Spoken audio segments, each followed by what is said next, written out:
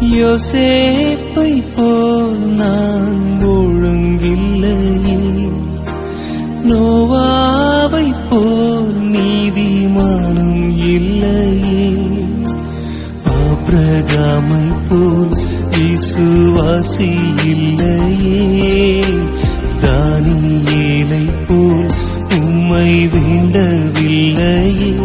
நான் தானாக வந்திருக்கிறேன்,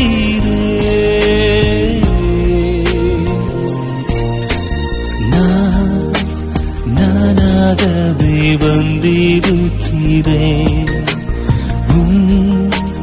பிரசன்னத்தில் வந்து நிற்கிறேன். நீ